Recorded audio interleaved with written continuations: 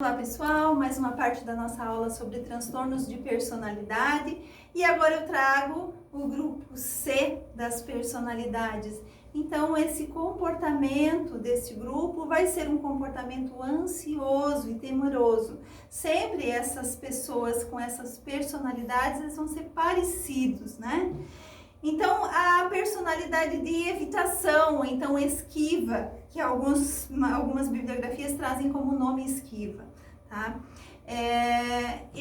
Esse transtorno é caracterizado por sentimento de inadequação extrema, ansiedade social, retraimento social, hipersensibilidade à opinião dos outros.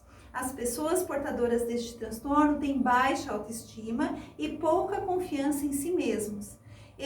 Elas só pensam nos aspectos negativos e têm dificuldade em ver objetivamente as situações e interações. Uma pessoa com essa personalidade de evitação, ela só vai ver o lado ruim da vida, tá? Para racionalizar sua evitação de situações novas, elas exageram as dificuldades potenciais envolvidas. Então, essa pessoa com essa personalidade de evitação, ela vai, de repente, ela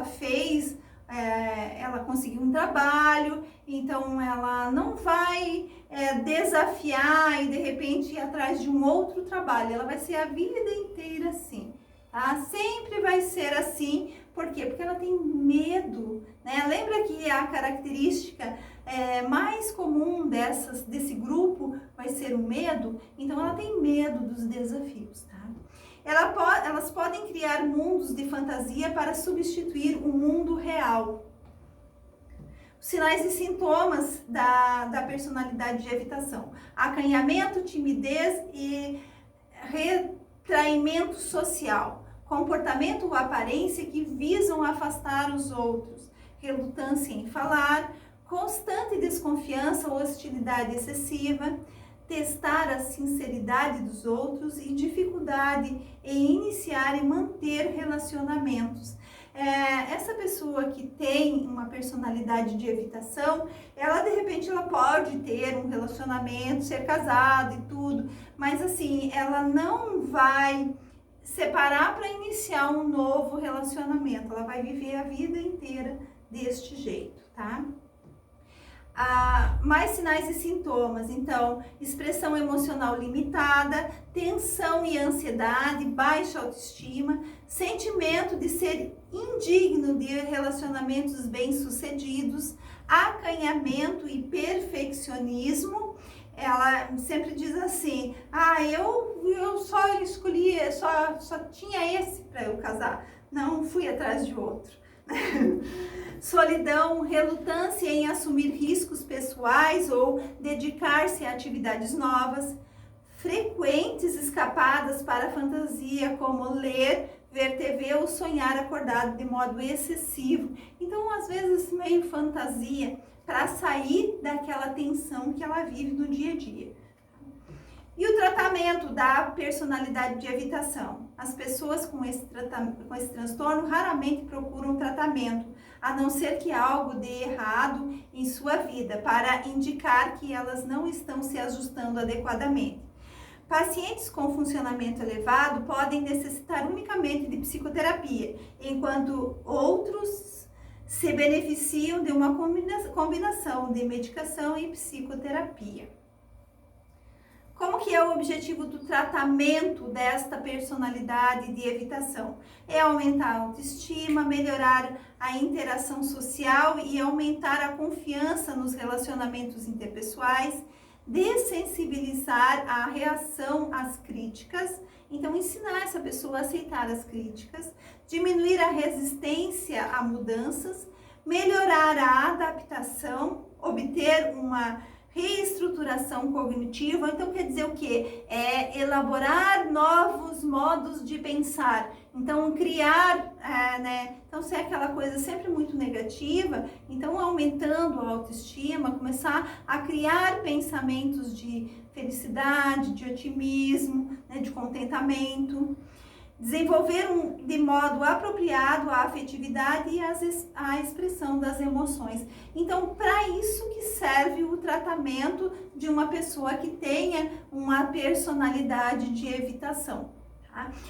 O cuidado de enfermagem vai ser como um objetivo aí, né? Umas conversas para aumentar a autoestima, ensinar essa pessoa a melhorar a adaptação, reestruturação cognitiva. Então, tudo isso nós da enfermagem também podemos auxiliar na equipe multiprofissional. Mas o principal foco desse tratamento vai ser psicoterápico, tá? Agora eu vou falar da personalidade dependente. Lembra dessas 3 personalidades? Todas são personalidades ansiosas e temerosas. E a personalidade dependente, ela é muito temerosa, tá? Então, o transtorno de personalidade dependente se caracteriza por uma necessidade extrema de ser cuidado, que acarreta um comportamento submisso de apegamento e medo de separação ou rejeição. As pessoas portadoras deste transtorno deixam os outros tomar decisões importantes para elas e têm uma forte necessidade de tranquilização e apoio constante. Para obter o cuidado, elas praticam um comportamento dependente, então elas não tomam decisão nenhuma. Elas esperam que os outros tomem todas as decisões por ela. É vítima fácil para uma personalidade antissocial.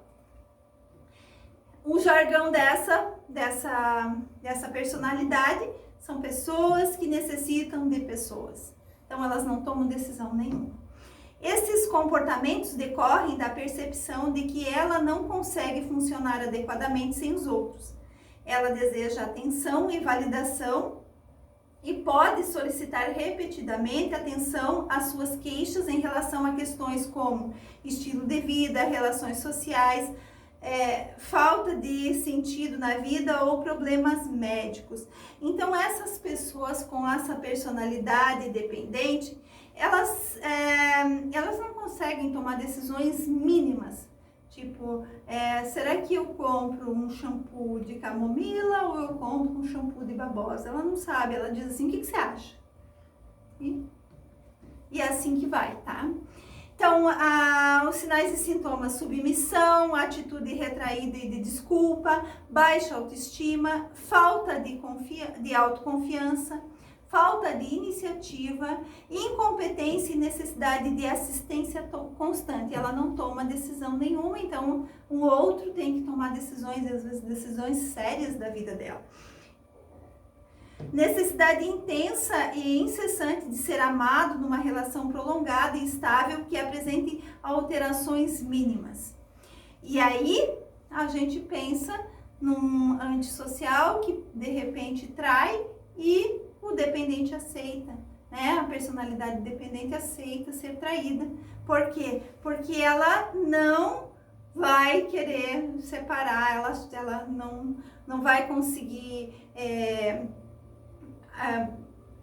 desafiar e discutir a respeito disso.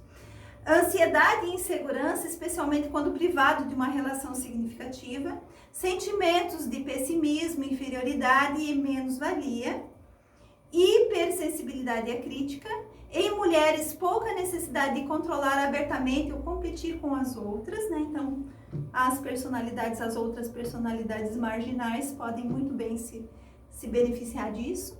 Comportamento de apegamento e exigência. E o tratamento vai ser, né?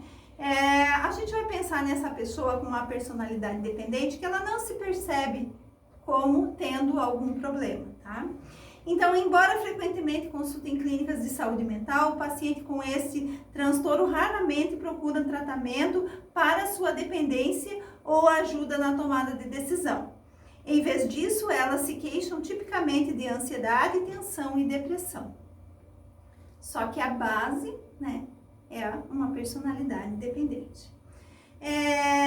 O tratamento, então, como vai ser? A psicoterapia é o tratamento de escolha e na psicoterapia elas vão usar, né, promover a autonomia e a eficácia pessoal, são os objetivos predominantes do tratamento. Abordagens comportamentais e grupo de autoajuda também é muito benéfico. Essa pessoa com uma personalidade dependente, é muito difícil ela conseguir enfrentar tudo isso sem terapia. Ela precisa de terapia para que esse terapeuta vá traçando metas para que ela consiga enfrentar os seus desafios. Lembrem-se que nas personalidades patológicas a gente só corta as arestas, sempre vai ser assim. Então, mais um caso de terapia para o resto da vida. E a nossa última personalidade patológica, que é a personalidade obsessivo-compulsivo. Vocês lembram que a gente já estudou sobre um transtorno obsessivo-compulsivo e eu falei que existia uma personalidade com esses sintomas que não era tão grande quanto o transtorno em si, mas que tinham esses traços, né? Então, o transtorno de personalidade obsessivo-compulsivo se caracteriza por um desejo de perfeição e ordem à custa da franqueza, flexibilidade e eficiência. A pessoa portadora desse transtorno vê o mundo em preto e branco. Junto com o perfeccionismo, vem uma ansiedade incessante quanto a não conseguir fazer as coisas com perfeição.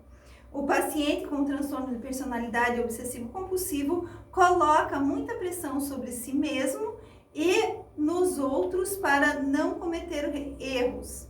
Ele pode ter um sentimento constante de indignação justa e sentir raiva e desprezo por alguém que discorde dele. E aqui está o jargão dele, do seu jeito ou de jeito nenhum. Sua maneira de fazer as coisas é a única maneira certa, todas as outras maneiras são erradas. Sua inflexibilidade se estende às relações interpessoais, assim como às rotinas diárias. Um padrão vitalício de pensamento rígido pode ocasionar habilidades sociais deficientes. Então, esse paciente com uma personalidade obsessivo-compulsivo, ele sempre vai seguir a mesma regra. Então, é regra, regra, regra. Tá? E mais um jargão, maníaco pelo controle. Tá? Então, uma pessoa com esse transtorno tem uma necessidade avassaladora de controle do ambiente. Ele pode forçar a si mesmo e aos outros a seguir princípios morais rígidos e se ajustar a padrões de desempenho extremamente elevados. Conscienciosos, escrupulosos e inflexíveis em relação à moralidade, ética e valores. Ele insiste numa obediência literal a autoridades e às regras. Então é aquilo, a regra é essa, eu nunca vou burlar, porque eu aprendi a ser assim. Lembra aonde está o problema? Foi lá na primeira infância, suas dificuldades, né? Sinais e sintomas, então, rigidez comportamental, emocional e cognitiva, perfeccionismo, críticas severas a si mesmo, indecisão, atitude controladora, dificuldade em expressar sentimentos de ternura, pouco senso de humor, atitude fria, distante e formal, postura solene e tensa, constrição emocional, disciplina excessiva, agressividade, competitividade e impaciência, surtos de raiva intensa quando as coisas se desviam da ideia do paciente quanto a como elas devem ser. Então, quebrou um pouquinho a regra e ele entra em surto, tá? Dificuldade em incorporar informações novas à sua vida. Então, quando a gente fala, agora a rotina vai ser outra, é muito difícil para ele. E queixas psicossomáticas, então ele vai trazendo tudo isso, muito peso, muito grande, né? E uma hipocondria, então ele pensa que ele tem muitas doenças. Mais sinais e sintomas, uma disfunção sexual, um sentimento crônico de pressão do tempo e incapacidade de relaxar, expressão indireta de raiva, apesar de uma corrente subjacente de hostilidade, avareza e acúmulo de dinheiro e outras posses, então ele também não pensa muito no outro. Preocupação com a ordem, arrumação e limpeza. Escrupuloso em relação à moralidade, ética e valores. Sinais e sintomas de depressão, queixas físicas comumente decorrentes de trabalhar demais. Ele não se percebe, né? Não se percebe com todos esses sintomas que seja o modo com que ele vive. E o tratamento? Então, tipicamente, uma pessoa portadora de transtorno de personalidade obsessivo-compulsivo só procura tratamento se estiver deprimida, improdutiva ou sob um estresse extremo. Então, ela não vai falar do seu jeito de ser.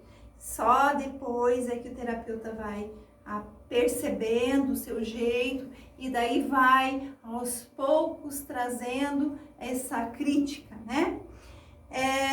Circunstanciais que sobrecarregaram suas limitadas capacidades adaptativas. O tratamento envolve geralmente uma possível psicoterapia individual em conjunto com a medicação. Em casos, né, aí do obsessivo-compulsivo, quando tem um estresse muito grande e uma dificuldade, uma irritabilidade muito grande, então a gente vai pensar em um antidepressivo para dar uma melhorada neste comportamento. Então, essas são as personalidades patológicas. Existe muito mais coisa para se falar de transtorno de personalidade, mas, por enquanto, é só. As referências estão aqui. Muito obrigada.